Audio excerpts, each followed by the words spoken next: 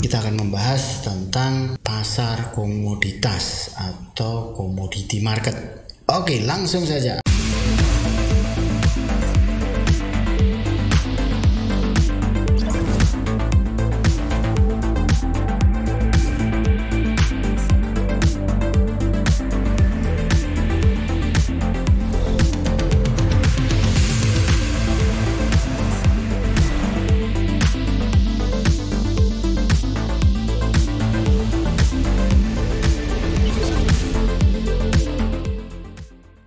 Hai, kita ketemu lagi di Matahari Basic, di mana kita akan membahas banyak hal dengan cara sederhana dan analogi yang mudah dipahami.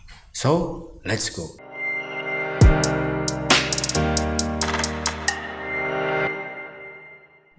Commodity market. Sebelum kita masuk ke bursa komoditas atau commodity market, kita harus tahu komoditi ini apa. Ya kan? Nah, ini yang menjadi utamanya, topik utamanya. Komoditi adalah barang atau benda yang diperjualbelikan yang memiliki sifat serupa dan dapat digunakan atau dijual belikan oleh banyak orang. Oke, ini syaratnya. Jadi kalau dia bukan barang atau bukan benda berarti bukan komoditi, ya kan? Jadi ide, konsep, rencana itu bukan komoditi. Jadi yang bentuknya barang. Oke, terus dapat diperjualbelikan. Kalau nggak bisa diperjualbelikan, ya itu namanya juga bukan komoditi. Oke, terus memiliki sifat serupa. Maksudnya apa nih memiliki sifat serupa? Misalkan kalau kita ngomongin kopi, ya kopi. Nggak peduli siapa yang memproduksi, tetapi syaratnya oke, ini kopi dengan kualitas sekian, termasuknya grade A, grade B, grade C, itu sudah ada aturan-aturannya yang di situ. Jadi tidak bisa komoditi kopi dicampur sama jagung yang disangrai jadi hitam, itu nggak bisa. Jadi harus kalau kopi ya kopi semua, kalau gula ya gula kan gitu. Terus digunakan banyak orang. Jadi kalau cuma ada satu atau sangat rare gitu, mungkin itu berkategori bukan komoditi. Misalkan planet Mars gitu kan, itu bukan komoditi. Siapa yang menguasai pertama kali, misalkan Elon Musk menguasai planet Mars pertama kali terus dijual dan lain sebagainya, tak pikir itu bukan komoditi lah, karena hanya satu gitu kan, dan tidak bisa diperjualbelikan banyak orang gitu kan. Kalau dipisah-pisah tanahnya mungkin gitu kan, dikapling-kapling, itu bisa jadi komoditi gitu ya. Nah, komoditi ini biasanya dibagi dalam 3 kelompok besar. Ada komoditi logam, ada komoditi agrikultur, dan ada komoditi energi. Logam sendiri kita dibagi 2 menjadi logam berharga, emas, perak gitu kan. Terus logam yang tidak berharga itu kayak besi, aluminium gitu. Itu termasuk logam-logam yang tidak berharga. Terus agriculture, hasil bumi atau sering disebutnya soft commodity. Ini ya yang kita temui sehari-hari, ini yang paling banyak sebenarnya, ya kayak kopi, jagung, kemudian gandum, beras, macam-macam lah pokoknya hasil bumi itu kemudian diperjualbelikan itu sejak tahun prasejarah sampai hari ini, dan itu berkategori komoditi. Terus yang energi itu adalah hal-hal yang memang bisa menghasilkan energi, misalkan minyak, gas alam, terus kemudian ada lagi batu bara, itu juga termasuk di kategori komoditi. Nah, ini adalah kategori komoditinya. Terus pasar komoditinya atau pasar komoditasnya itu ngapain di situ? Ya jelas lah, di situ berarti tempat jualan komoditi ini.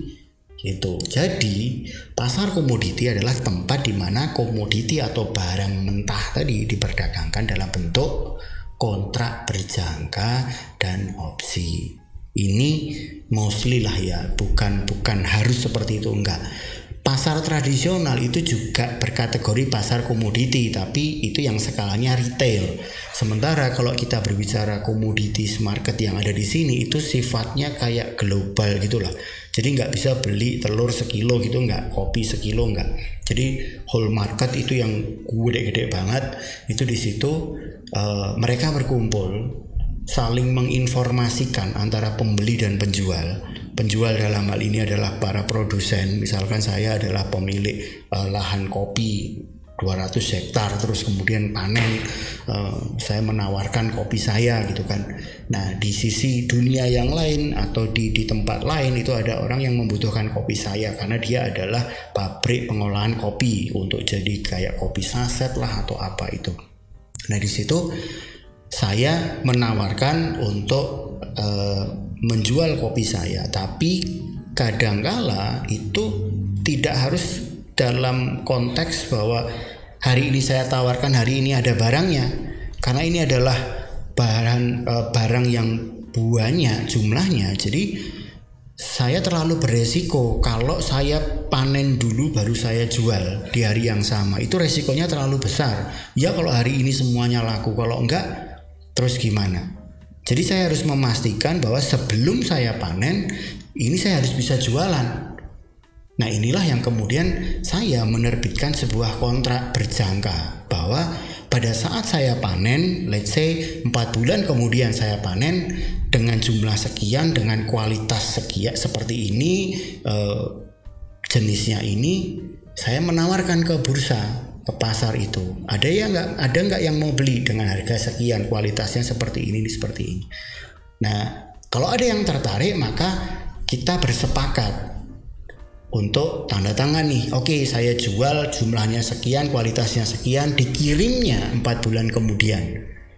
Nah si pembeli juga menyetujui, oke, agreement. Nah perjanjian kerjasama atau kontrak ini disebutnya kontrak berjangka. Tuh. Nah nanti ada lagi pilihannya yang bentuknya opsi. Untuk apa sebenarnya opsi? Ya untuk melindungi bahwa kepastian bahwa saya tetap bisa menjual barang saya meskipun ketika terjadi kondisi bahwa si pembeli saya itu ternyata nggak jadi beli. Nah saya punya cadangan pembeli. Nah ini ada opsi namanya. Ini akan kita terangkan lebih lanjut dan lebih detail dengan analogi sederhana di episode yang lain lah. Ya intinya di commodity market ini fungsi utamanya dia adalah dalam hal ini dia bisa mengelola resiko. Daripada saya sebagai seorang petani kopi yang besar itu saya punya resiko besar bahwa barang saya tidak laku atau laku dengan harga yang ya kadang naik kadang turun nggak jelas. Kalau saya sudah melakukan kontrak berjangka untuk penjualan di masa depan, saya bisa memastikan harga saya dari awal, dan ini win-win solution. Bagi saya petani, produsen, saya menginginkan harga yang memang sudah jelas-jelas memberi saya profit. Sementara dari sisi manufaktur atau pengolah kopi itu membutuhkan harga yang juga fix supaya dia tahu kalau saya kulaan segini, kemudian saya proses, saya bisa jualan harga dengan harga yang masih profitable. Jadi konteksnya seperti itu, mengelola resiko. Fungsinya commodity market di sini. Yang kedua adalah berinvestasi. Hal lain kalau dalam konteks saya bahwa saya adalah petani kopi, saya mengelola risiko dengan cara saya punya harga yang stabil. Sementara di sisi lain seorang pengolah kopi, pabrik kopi itu saya berinvestasi sebenarnya. Investment di mana? Di investment di konteksnya bahwa saya selalu akan punya stok dengan harga yang saya sesuaikan. Ini kan investasi di mana saya punya nih petani, rekanan petani di sana. Nah ini kategorinya mereka berinvestment di situ. Yang terakhir adalah memastikan stabilitas. Apapun semua orang yang melakukan perdagangan itu butuh kejelasan, butuh sesuatu yang memang jelas dan itu kalau bisa stabil terus. Jadi seandainya saya panen, ya panennya pengennya stabil, terus harga panennya juga kalau bisa ya stabil. Stabil itu bukan berarti terus rata, nggak ada peningkatan, nggak ada penurunan. Stabil, kalau naiknya ya naik pelan-pelan, kalau turun ya turunnya nggak terlalu jeglong begini, ada penurunan pelan-pelan kemudian kembali naik. Terus stabilitas pasokan.